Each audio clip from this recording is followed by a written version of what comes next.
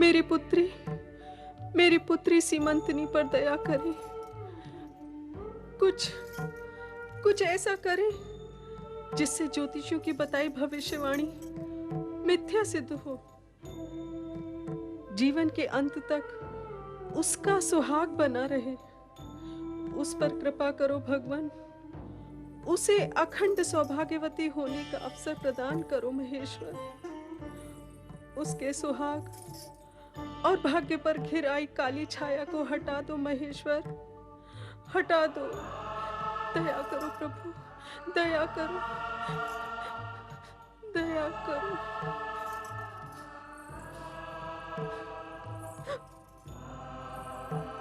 पुत्र सीमंतनी,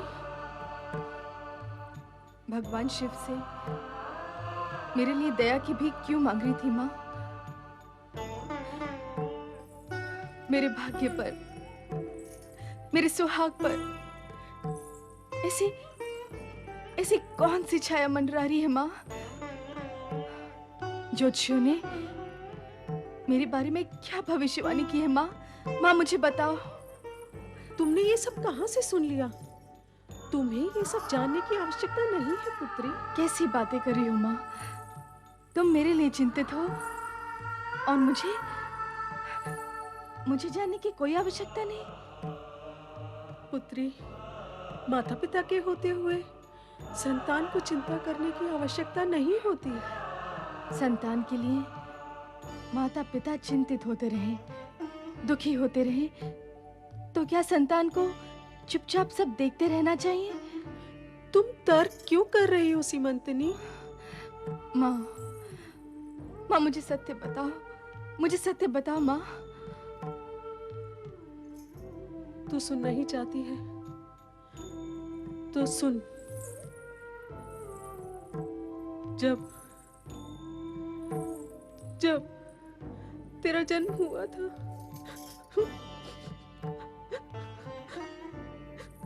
तब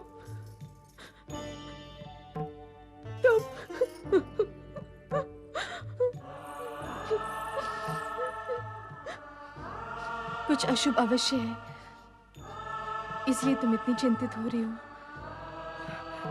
माँ मुझे बताओ कि जब मेरा जन्म हुआ था तब क्या हुआ था?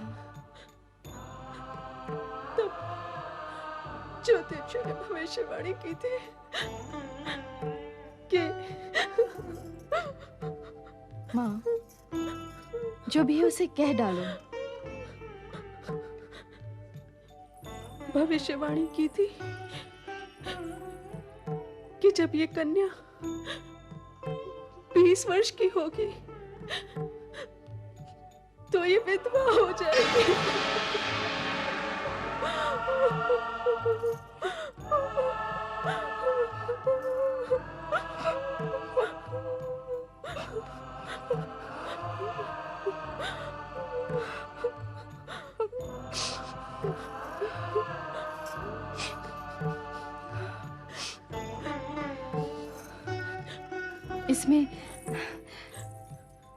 इसमें इतना चिंता करने की कोई आवश्यकता नहीं माँ। विधवा तो मैं तब होंगी जब मैं विवाह करूंगी। जब मैं विवाह ही नहीं करूंगी तो विधवा होने की संभावना ही नहीं होगी। कहो तो मूलाधार ही नहीं होगा।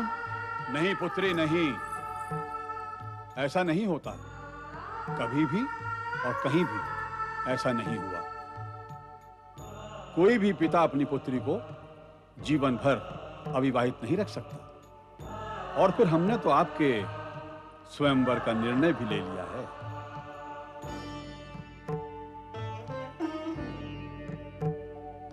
महारानी, इसमें आश्चर्य का कोई कारण नहीं। और हां, हम अपने मित्र इंद्रसेन के पुत्र को शत्रुओं से बचाकर अपने साथ ले आए हैं। उनके सत्कार और उनके स्वागत का सारा प्रबंध आप ही को करना है।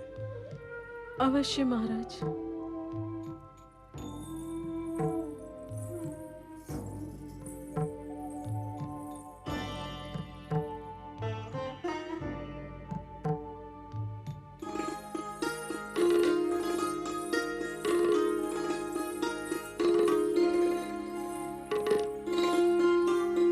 राजकुमार चित्रांगद को सीमंतनी का विनम्र नमस्कार। राजकुमारी सीमंतनी, नमस्कार।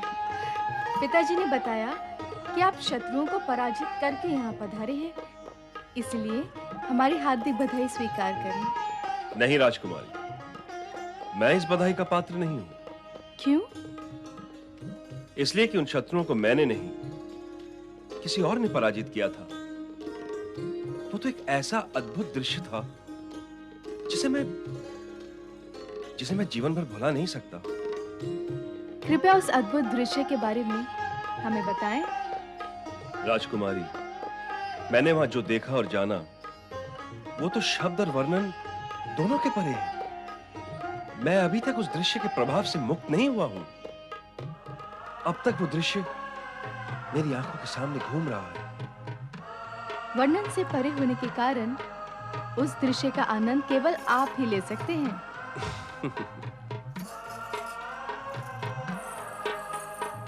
पिताजी ने आपकी सेवा और सुविधा के लिए मुझे दायित्व दिया है। कृपया बताएं मैं आपकी क्या सेवा कर सकती हूँ। आप मुझे लज्जित कर रही हैं राजकुमारी।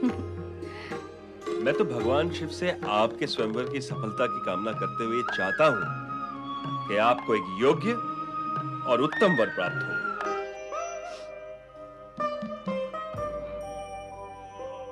क्या हुआ राजकुमारी?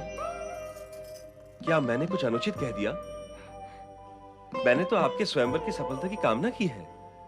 नहीं राजकुमार, आपने जो कहा वो उचित और शुभ था, किंतु मैं आपकी शुभकामना स्वीकार नहीं कर सकती। स्वयंवर में उपस्थित होकर मैं किसी का जीवन संकट में नहीं डाल सकती। स्वयंवर में आपकी उपस्थिति से किसका जीवन संकट में पड़ेगा राजकुमारी? स्वयंवर तो आपके लिए हो रहा है और आपकी उपस्थिति के बिना वो होगा भी कैसे? ये एक अत्यंत ही दुखद प्रसंग है।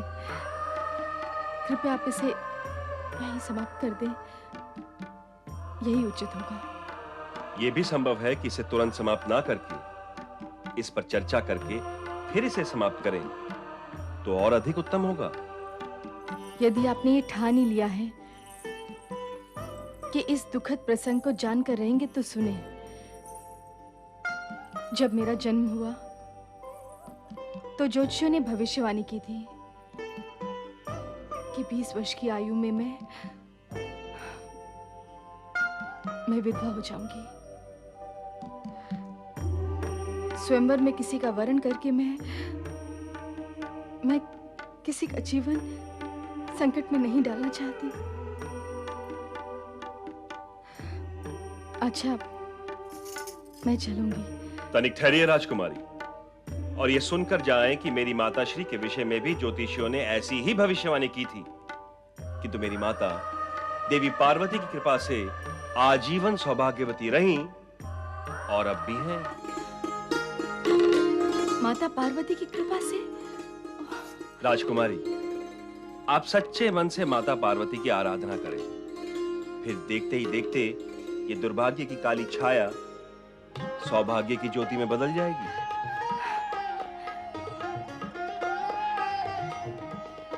धन्यवाद।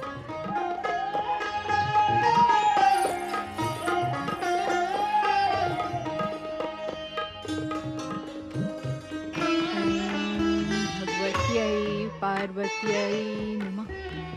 ओम भगवत्यै पार्वत्यै नमः।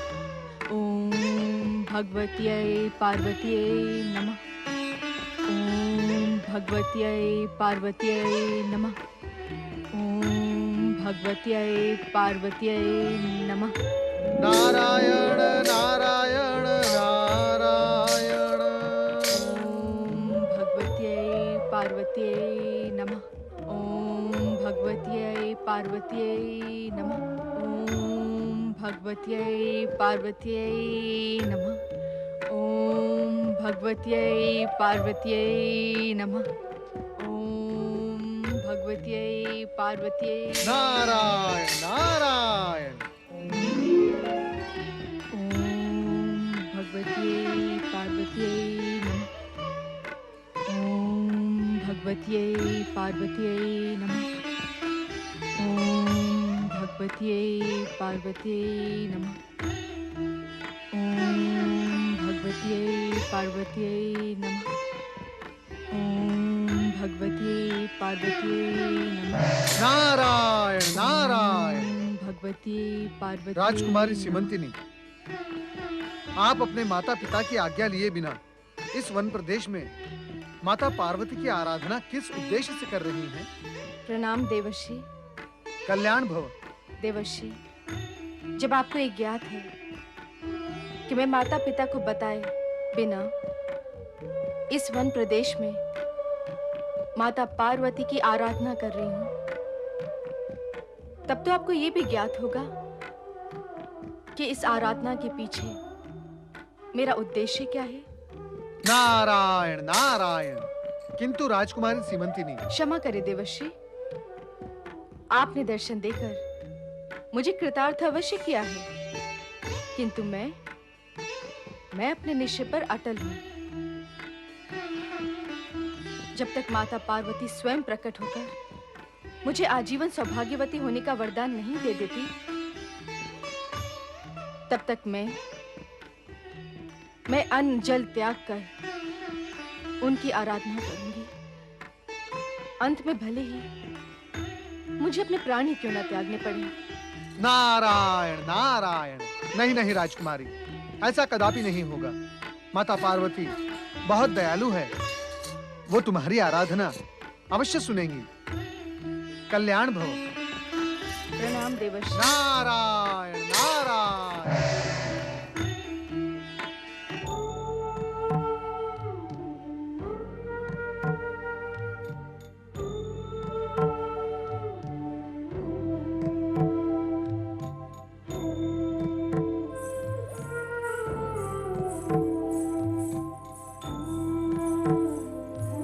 मेरी पुत्री कहाँ है? मेरी सीमंतनी। महाराज कुछ करिए, कुछ करिए महाराज। पुत्री के बिना मेरे प्राण सूखे जा रहे हैं। न जाने कहाँ होगी, किस स्थिति में होगी वह। महाराज उसे ढूंढे।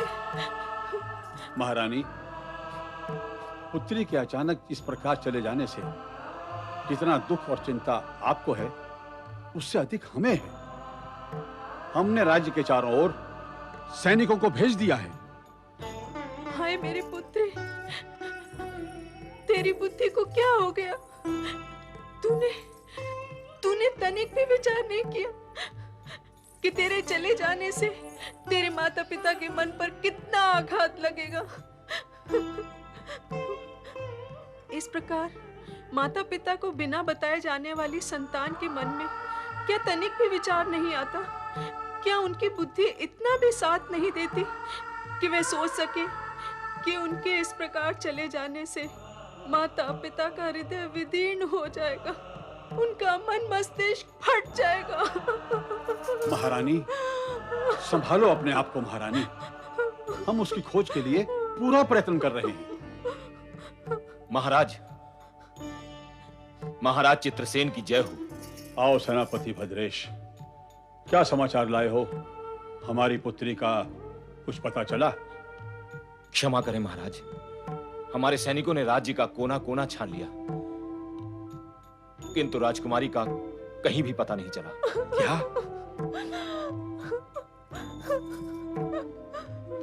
हे भगवान, ये किस संकट में डाल दिया है? उधर स्वयंवर के लिए राजाओं और राजकुमारों का आगमन आरंभ हो चुका है, और इधर जिस राजकुमारी का स्वयंवर है उसी का पता नहीं। कैसा मानसिक कष्ट भोगना पड़ रहा है हमें। क्या युवा पुत्री का माता पिता होना अभिशाप है? महाअभिशाप है, महाअभिशाप है, महाअभिशाप है, महाअभिशाप है। हे भोलेनाथ, हे शिव शंकर, देवों के देव महादेव, मेरी पुत्री को सुबुद्धि दे, सुमति दे, जिससे वो लौटकर अपने माता पिता के पास वापस आ जाए। हे भगवान, मेरी प्रार्थना सुन लो प्रभु, मेरी प्रार्थना सुन लो प्रभु।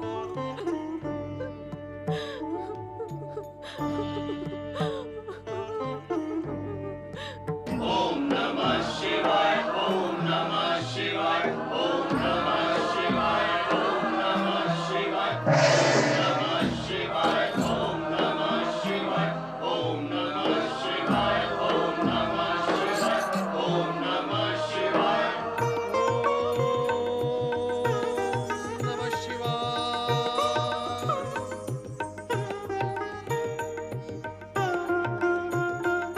नंदी महाराज, माता पार्वती कहीं दिखाई नहीं दे रही।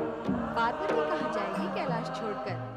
हर समय कैलाश पर ही दिखाई देगी।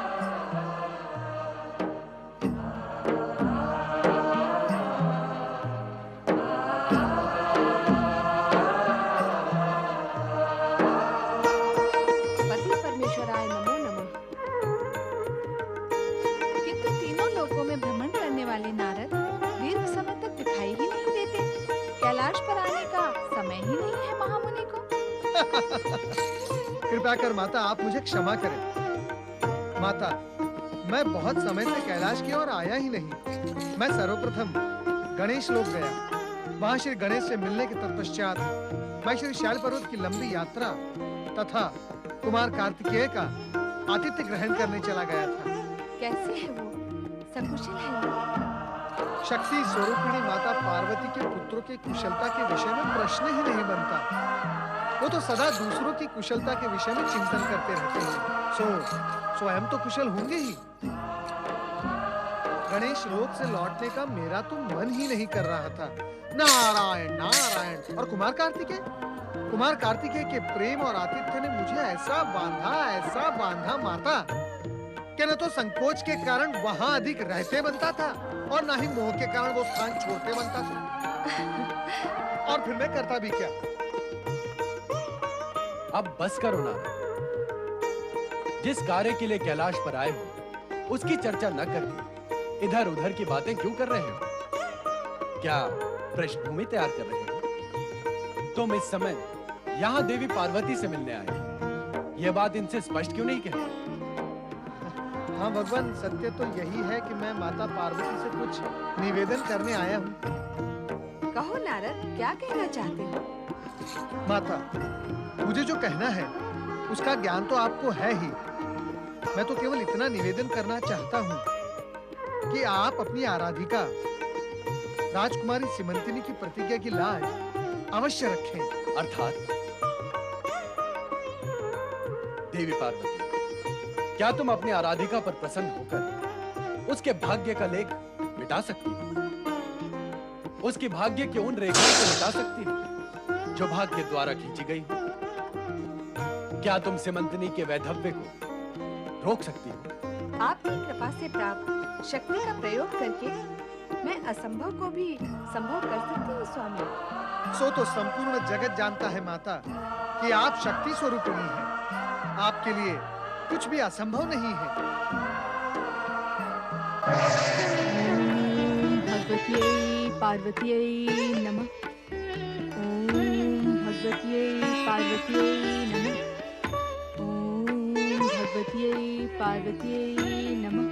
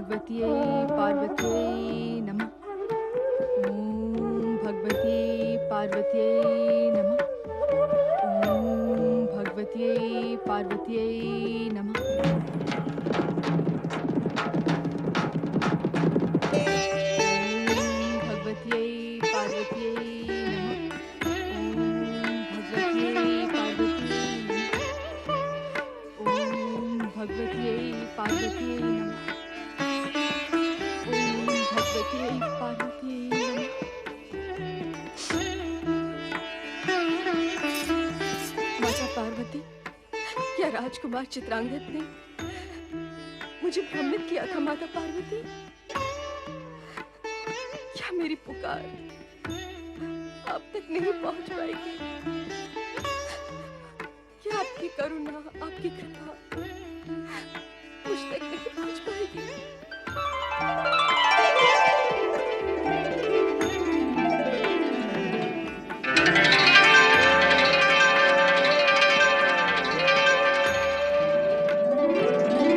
राजकुमारी सीमंतनी, माता पार्वती, माता पार्वती दर्शन दिए हैं तो अपनी कृपा, अपनी करुणा में दे दो माँ। मेरे भविष्य में लिखे दुर्भाग्य के इस कलंक को मिटा दो माँ, मिटा दो। मेरे भाग्य में लिखे वैधव्य को नष्ट कर दो माँ, नष्ट कर दो माँ, नष्ट कर दो। शांत हो जाओ सीमंतनी, शांत हो जाओ। तुम इस सत्य को समझ लो पुत्री कि विधाता के विधान को पूर्ण रूप से बदलना मेरे वश में नहीं है।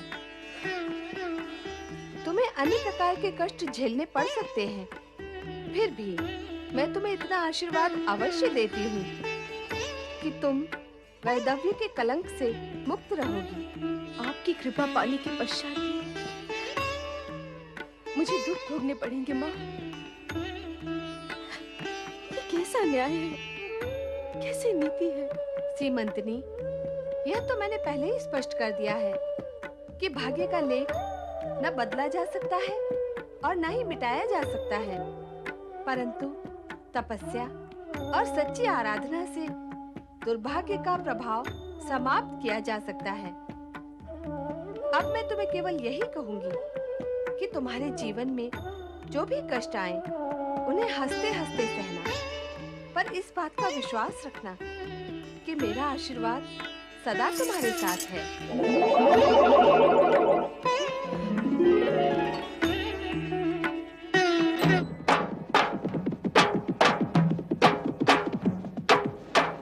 सैनिकों, तुम उधर देखो, मैं इस दिशा में देखता हूँ।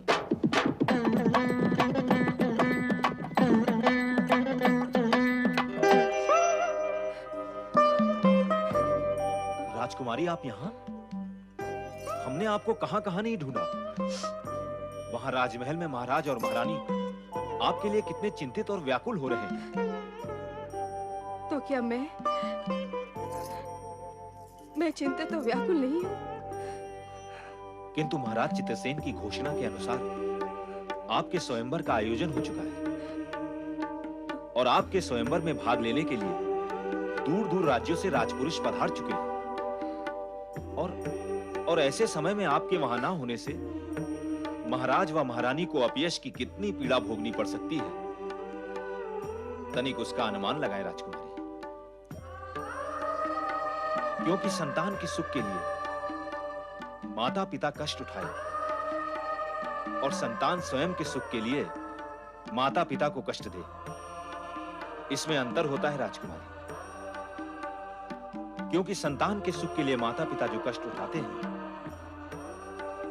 वो कष्ट आनंद देता है, किंतु संतान जो कष्ट देती है वो पीड़ा माता पिता के लिए असहनीय होती है। यदि इस सेवक की बात आपकी समझ में आ गई हो तो शीघ्र ही राजमहल चलें और आपकी चिंता में व्यक्त महाराज व महारानी के चित्त को शांत करें।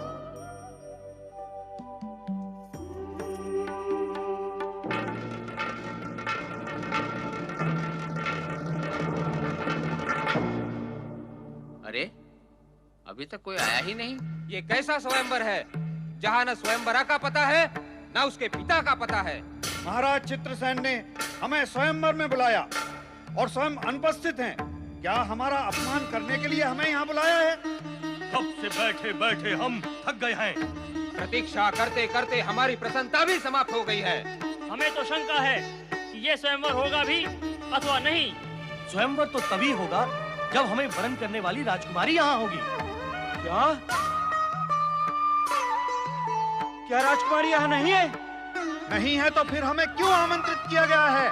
उत्तेजित होकर आप क्या कर लेंगे पूर्ण नरेश?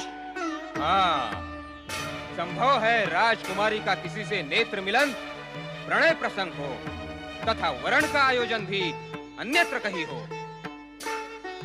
न राजा चित्रसेन उपस्थित हैं, न राजकुमारी सीमंतनी, इसलिए स्थिति और आसार कुछ कुछ ऐसा ही संकेत दे रहे हैं।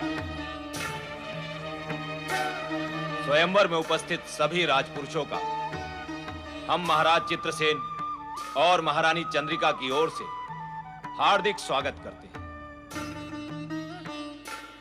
आप सभी ने इस शुभ घड़ी की धैर्य पूर्वक प्रतीक्षा की, इसके लिए आप सभी आदरणीय राजपुरुषों को अनेकानेक धन्यवाद। अभी कुछ ही क्षणों में राजकुमारी सीमंतनी यहां उपस्थित होंगी और इस स्वयंवर का कार्यक्रम गतिमान होगा।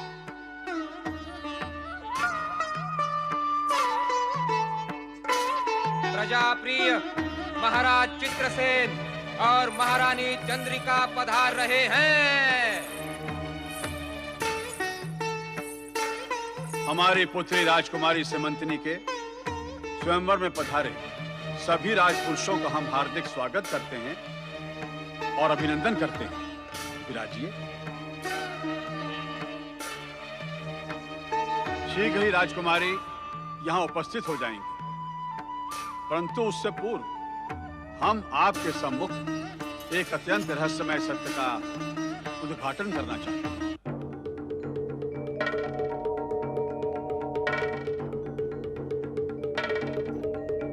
क्योंकि उस रहस्यमय सत्य का संबंध हमारी पुत्री सीमंतनी से है, जिसके स्वयंवर में आप लोग पधारे हैं। इसलिए उस रहस्य का उद्घाटन करना हमारा नैतिक कर्तव्य बन जाता है। कुछ जोशियों ने उसके बारे में ये भविष्यवाणी की है कि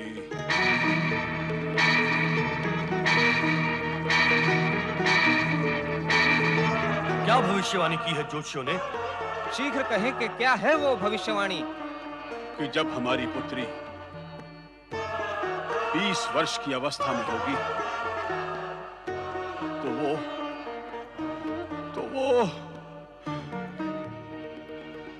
तो वो विधवा हो जाएगी। अर्थात पति की मृत्यु?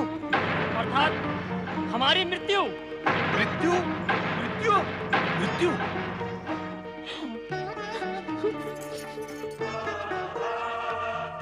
आप में से कुछ ऐसे हो सकते हैं जिनको इस प्रकार की भविष्यवाणियों पर विश्वास ही नहीं, और कुछ शूरवीर ऐसे हो सकते हैं जो इस भविष्यवाणी को सत्य मानकर भाग्य की ना मिटने वाली रेखाओं को मिटाने के लिए अपने आप को प्रस्तुत करते हैं। आप यहां पधारे, हम आपको बहुत बहुत धन्यवाद देते हैं। हमें ना तो तुम्हारा धन्यवाद चाहिए और ना ही तुम्हारी राजकुमारी। हाँ, हमें अपने प्राण प्रिय हैं। हमें स्वयंवर में बुलाया है अथवा हमारी मृत्यु को बुलाया है? जब पता था कि राजकुमारी 20 वर्ष की आयु में विधवा हो जाएगी, तो स्वयंवर रचाने की आवश्यकता ही क्या थी? अरे स्वयंवर रचाया तो रचाया, यह बताने की यहाँ आवश्यकता ही क्या थी कि राजकुमारी 20 वर्ष में विधवा हो जाएगी? भला ऐसी मूर्खता भी कोई करता है? हाँ, ऐसी मूर्खता महाराज चंद्रसेन के सिवा और कोई नहीं कर सकता। राजा चंद्रसेन ने विधवा होने का रहस्य ना खोला होता तो हम में से ही किसी की बलि चढ़ जाती ना। स्पष्ट सत्य भी समझ में नहीं आता है।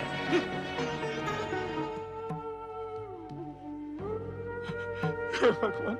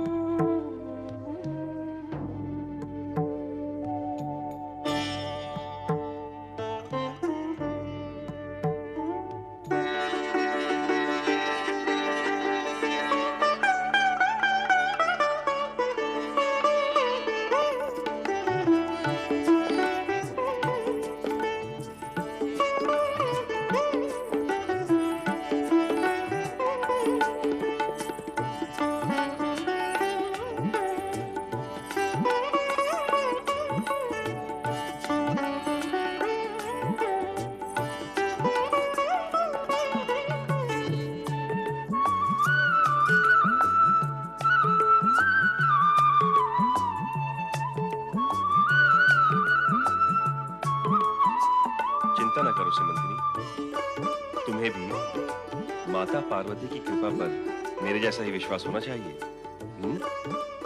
राजकुमार चित्रांगद और राजकुमारी सीमंतिनी की जय। त्रिलोकीनाथ भगवान भोलेनाथ की जय। जगत पिता भगवान भोलेनाथ की जय। नंदी, स्वामी, देवी पार्वती कहाँ है? भगवान, वे अभी अभी आपकी वंदना करके गई हैं। हम इसी समय उनसे मिलना चाहते हैं। हमें उनसे आवश्यक चर्चा करनी है। मैं अभी उन्हें बुला कर लाता हूँ भोलेनाथ। ओम नमः शिवाय। भोलेनाथ, यदि आपको मेरा इस समय यहाँ उपस्थित होना अनुचित प्रतीत होता हो तो। नारद, तुम अपनी उत्सुकता को शांत करने के लिए समय असमय न देखकर कभी भी कहीं भी प्रकट हो जाते हैं। हम ये भी जानते हैं कि इस समय तुम हमारे और पार्वती के बीच विवाद उत्पन्न करने यहाँ आए हो।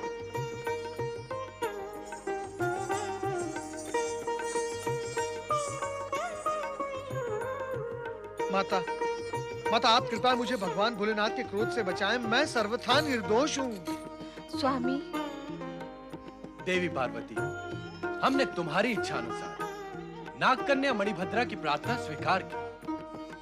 वो जिसे पति रूप में वरण करना चाहती थी, उसी राजकुमार चित्रांगद के गले में राजकुमारी सीमंतिनी ने वरमाला पहना दी। वही सीमंतिनी जिसे तुमने विधवा न होने का आशीर्वाद दिया। अब तुम स्वयं बताओ, ये सारी स्थिति हमारे तुम्हारे मध्य विवाद का आरंभ नहीं तो और क्या है? ये नारद अपनी लीला का प्रसार करके हम दोनों के मध्य विवाद उत्पन्न करने ही तो यहाँ प्रकट हुए हैं। माता, माता मैं तो केवल आपके दर्शनार्थ यहाँ उपस्थित हुआ था। अब यदि आप दोनों की कोप दृष्टि मुझ पर पड़ेगी तो फिर रक्षा के लिए मैं किसकी शरण में जाऊंगा? माता, नहीं मानोगे तुम अपनी लीला का प्रसारण करने से?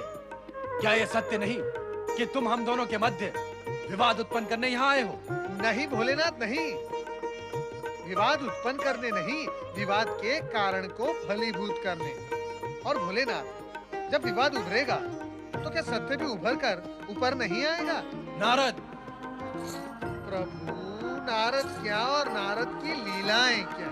नारद तो आपके चरण चिन्हों पर चलता है। पूछ ले आप माता पार्वती से। नारायण नारायण। स्वामी, अब क्षमा कर दे नारद को। मेरे और आपके मध्य विवाद और टकराहट का प्रश्न ही नहीं उठता। मैं तो जो कुछ भी करती हूँ आपसे शक्ति प्राप्त करके ही करती हूँ। इसीलिए निवेदन करती हूँ कि आने वाली घटनाओं को ऐसी दिशा दे जिससे किसी का अहित न हो और हम दोनों के वचनों की रक्षा भी हो जाए।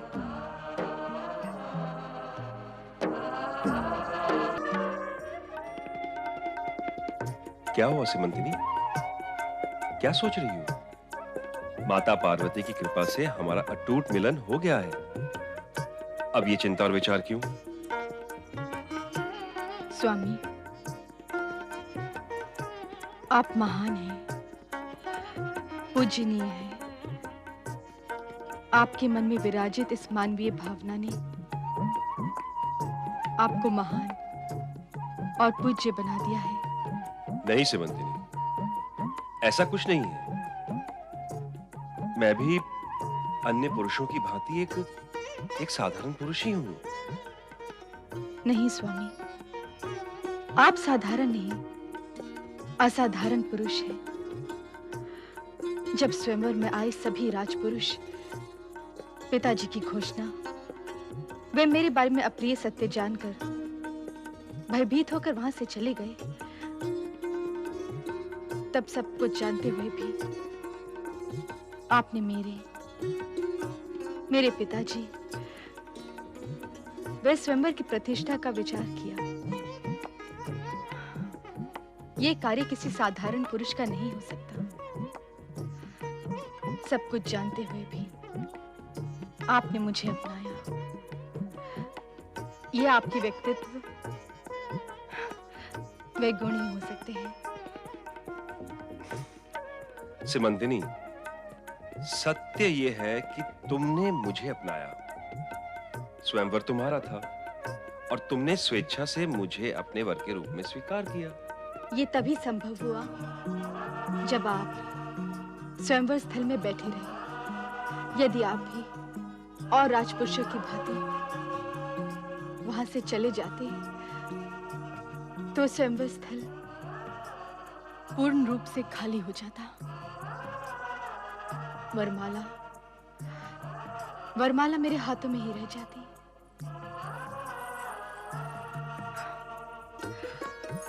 सभी राजपुरुषों के जाने के पश्चात आप वहां पर बैठे रहे। क्या ये मुझे मनी मन स्वीकारने की मौन स्वीकृति नहीं थी?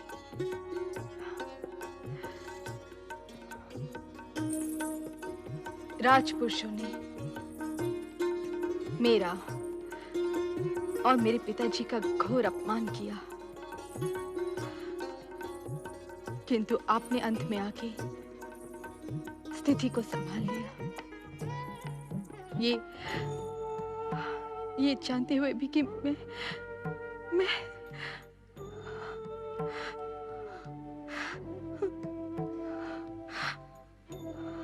अब तुम्हें दुखी होने की कोई आवश्यकता नहीं है सिमंतिनी। माता पार्वती की आराधना करके तुमने अपने वैधव्य के कलंक को धो डाला है। इसलिए अब तुम अपने मन पर किसी प्रकार की चिंता का भार नहीं रखो। चिंताओं का त्याग करो सिमंतिनी। किंतु स्वामी, माता पार्वती के शब्द रह रह कर मेरे कान में गूंज उठते हैं कि विधाता के लेख को कोई नहीं बदल सकता। हो सकता है कि तुम्हें अनेक कष्ट सहने पड़े। साथ में माता पार्वती ने यह भी तो कहा था कि तुम्हें इस जीवन में वैधव्य का कष्ट नहीं भोगना पड़ेगा। कहा था ना, तो फिर अब चिंता कैसी? देखो सिमंतिनी, अब तुम्हें अतीत के विषय में भूलकर सुंदर भविष्य में खो जाना चाहिए। मैं प्रयत्न करूंगी स्वामी। ये प्रयत्न तुम अकेले नहीं करोगी, मैं भी तुम्हारे साथ करूंगा। वो कैसे? कल हम दोनों नौका विहार के लिए जाएंगे। नौका विहार?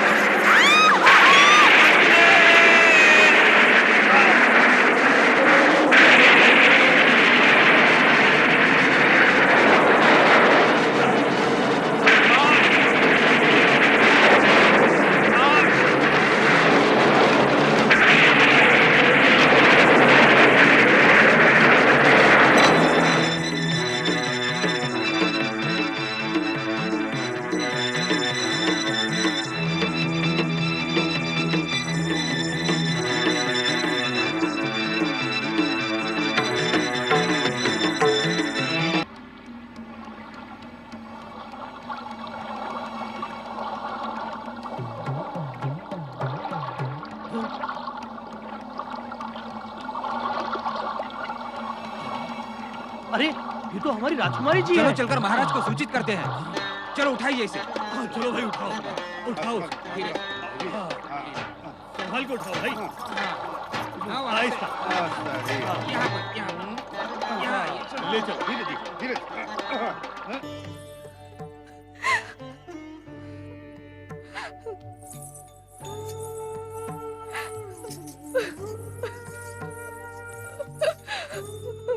अब बस कर पुत्री और धैर्य धारण कर।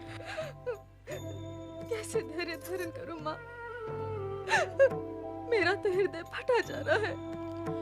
मैं तेरा दुख समझती हूँ पुत्री, किंतु अन्य कोई उपाय भी तो नहीं। अब कुछ भी नहीं किया जा सकता। मुझे तो रह रहकर तेरी वही बात याद आती है। इससे अच्छा तो तू अनब्याही रह जाती। हमें ये दिन तो नहीं देखना पड़ता। महारानी, क्या हुआ महाराज? कुछ पता चला? नहीं, हमें इस बात का बहुत खेद है कि राजकुमार के बारे में कुछ पता नहीं चला। हमने दूर दूर मछुआरे भेजे, सबने पानी में गोता लगाया, किंतु राजकुमार का कुछ पता नहीं चला। लगता है मगरमच्छ और पानी के अन्य जीव उन्हें अपना आहार बना गए, अन्यथा उनके बारे में कुछ तो पता चलता। पिताजी, ऐसा ना कहें। माता पार्वती ने मुझे वरदान दिया था कि मैं आजीवन सौभाग्यवती रहूंगी। उनका वरदान, उनका आशीर्वाद मिथ्या नहीं हो सकता। पिताजी, मुझे पूर्ण विश्वास है कि माता पार्वती की कृपा, उनके आशीर्वाद से वो जहां भी होंगे सुरक्षित होंगे और एक ना एक दिन अवश्य लौट कर आएंगे। पुत्री, भाग्य का लिखा कोई नहीं मिटा सकता। यदि तेरे भाग्य में वैधव्य लिखा है तो वह अटल है, उसे कोई नहीं मिटा सकता। अपने मन को मिथ्या शांति देने से कोई लाभ नहीं। उस दिन राजकुमार ने स्वयंवर में आकर बहुत बड़ी भूल की। यदि वो ना आते तो तुम अवश्य किसी और के गले में वरमाला पहना देती, तो यह अनर्थ ना होता। पिताजी,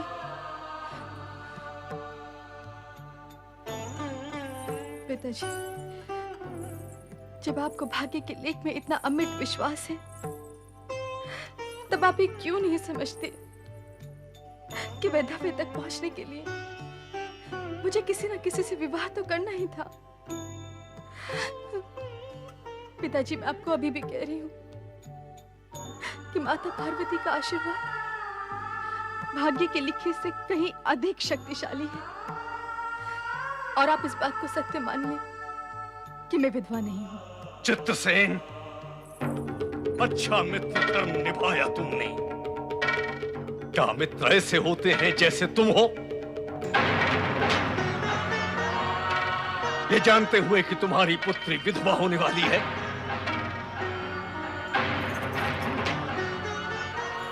तुमने मेरे पुत्र चित्रांगद को स्वयंवर में बुलाकर मृत्यु पथ दिखाया। कौन कहेगा तुम्हें मित्र? तुम मित्र नहीं हो, शत्रु हो, प्राणघातक शत्रु। तुमने मेरा कुल दीपक छीना है मुझसे, मेरे कुल का दिया बुझा दिया है तुमने। आप क्यों मेरे पिता पर मिथ्या दोषारोपण कर रहे हैं? और आपने ये कैसे मान लिया कि आपके कुल का दीपक बुझ चुका है? आप भगवान शिव की आराधना करते हैं ना, फिर उन पर विश्वास क्यों नहीं करते? आप जैसे प्राणी जो भगवान को मानते तो हैं, किंतु उन पर विश्वास नहीं करते, स्वयं भी दुखी होते हैं और दूसरों को भी दुखी करते हैं। सीमंतनी, अपनी मर्यादा में रहो। आप ये कार्य स्वयं क्यों नहीं करते? आप क्या समझते हैं आप मेरे पिता पर मिथ्या दोषारोपण करेंगे और मैं चुपचाप सुनती रहूंगी? कुल दीपक बुझने के बहाने मुझे विधवा कहेंगे और मैं मौन रहूंगी? महाराज, मेरे पिताजी ने आपके सुपुत्र को स्वयंवर में नहीं बुलाया था। मैं विधवा नहीं हूं, मैं सधवा हूं, सदा सुहागन हूं। आपके अंदर बुद्धि है, शक्ति है, किंतु विश्वास नहीं है। मेरे पास बुद्धि भले ही ना हो, किंतु विश्वास है। माता पार्वती पर अटूट विश्वास है। तो क्या चित्रांगद जीवित है? हाँ, वो निश्चित रूप से जीवित है। तुम ये किस आधार पर कह रही हो? कहा ना, विश्वास के आधार पर। मेरे मन में माता पार्वती के लिए जो अटूट विश्वास है, उसके आधार पर वो हमसे विलग हुए हैं, किंतु समय आने पर वो अवश्य लौट आएंगे। और भाग्य के लेखे का क्या होगा?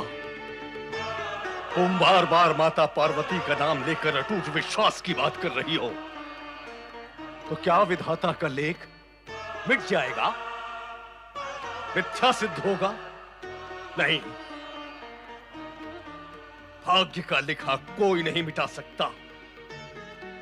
और सत्य तो यही बात है कि तुम्हारे दुर्भाग्य की काली छाया ने मेरे पुत्र को छीन लिया।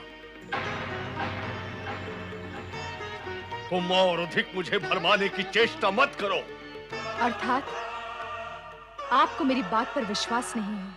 विश्वास का कोई कारण नहीं, और भाग्य के लिखे को आज तक कोई नहीं मिटा सका। भाग्य भाग्य भाग्य बजाते रहे आप लोग भाग्य का डंका, किंतु मैं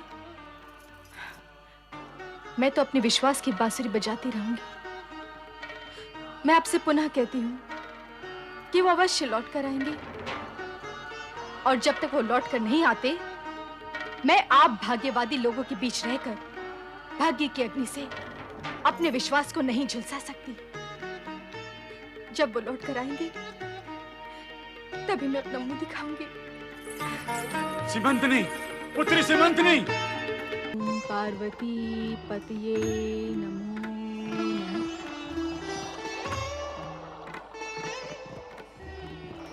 ओम पार्वती पतये नमो नमः।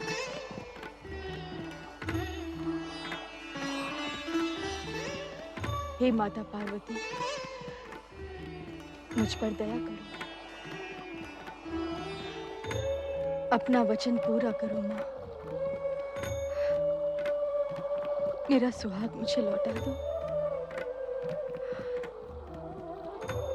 मेरे स्वामी को मुझे लौटा दो माँ।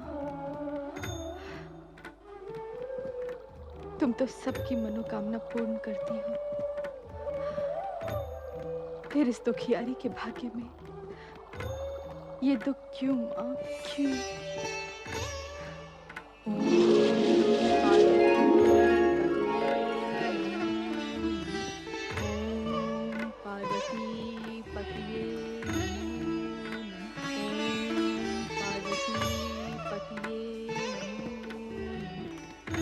मेरी स्वप्नों की राजकुमार माता पार्वती के आदेश से मैं तुम्हें सीमंतनी को सौंपने आई हूँ। तुमने इतने समय तक नागलोक का आतिथ्य स्वीकार किया, उसके लिए मैं तुम्हारी आभारी रहूंगी। नहीं राजकुमारी मणिभद्रा, उपकार तो तुमने मुझ पर किया है, मैं आभारी हूं तुम्हारे उपकार के लिए। कितना बड़ा त्याग किया है तुमने मेरे और सीमंतनी के लिए।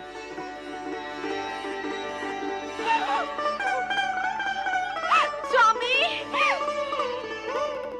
स्वामी,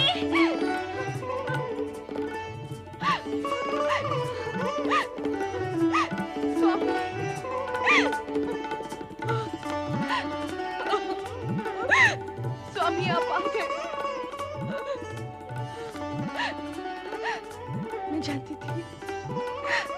मैं जानती थी कि आप अवश्य आएंगे। मेरा मन कहता था कि आपके दर्शन अवश्य होंगे। सिमंतिनी, मुझे तुम्हारे पास लौटा लाने का श्रेय नागलोक की राजकुमारी मणिभद्रा को है। हम दोनों इनका जितना भी उपकार माने कम है। इस शुभ मिलन का श्रेय मुझे क्यों? ये तो माता पार्वती की कृपा का परिणाम है। हम सबको मिलकर भगवान शिव और माता पार्वती का उपकार मानना चाहिए। सत्य है राजकुमारी मणिभद्रा,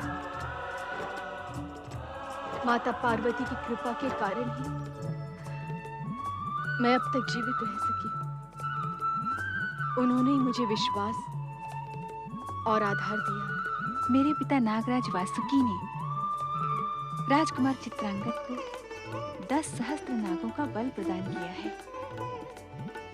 अतः पृथ्वीलोक पर युद्ध में अभिनय कोई पराजित नहीं कर सकेगा।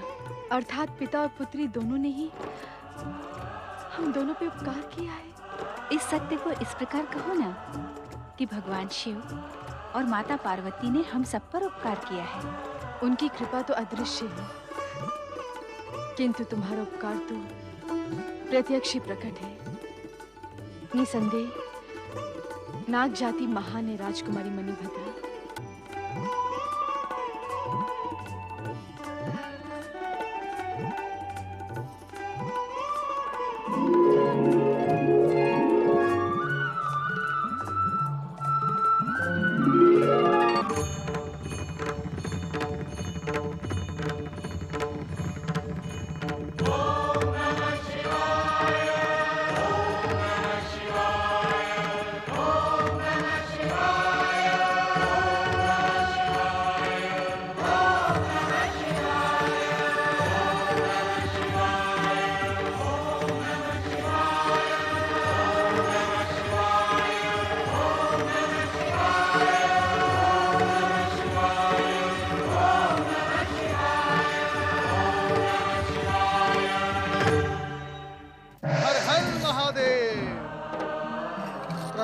पार्वती। आओ नारद, आज प्रश्न लेकर आए हो अथवा सूचना? भोलेनाथ, मैं आज न प्रश्न लाया हूँ न सूचना। आज तो मैं केवल आश्चर्य लेकर आया हूँ। क्या कहा नारद? आश्चर्य लाए हो? माता, आप मेरे लाए आश्चर्य पर इतना आश्चर्यचकित क्यों हो रही हैं? मैं तो स्वयं आप दोनों की कृपा पर आश्चर्यचकित हूँ। आप दोनों ने अपनी लीला का प्रसार कर सीमंतिनी और नागकन्या दोनों की इच्छा पूर्ण की। आपने नाग जाति को महानता की श्रेणी में पहुंचाया और आप ही की प्रेरणा से नाग कन्या ने महान त्याग भी किया। ये सब आपकी कृपा और लीला का आश्चर्यजनक परिणाम नहीं तो फिर और क्या है? ये हमारी कृपा का नहीं, आराधक की आराधना का परिणाम है नारद। सच्चे मन से की गई भक्ति और आराधना का फल अवश्य ही मिलता है। यदि मैंने भोलेनाथ की भक्ति ना की होती तो मेरी आराधिका सीमंतिनी सुहागिन होते हुए भी वैधव्य का कलंक ढोती रह जाती। उसे उसका पति चित्रांगद कभी प्राप्त ही नहीं होता। देवी पार्वती, सीमंतिनी और नागकन्या मणिभद्रा की इच्छा पूर्ति और त्याग में हम दोनों का समान योगदान है। शिव शक्ति सदा एक दूसरे के सहयोग से ही कार्य करते हैं। परात् परब्रह्म भगवान भोलेनाथ की शक्ति स्वरूपिणी माता पार्वती की महाशिव शक्ति की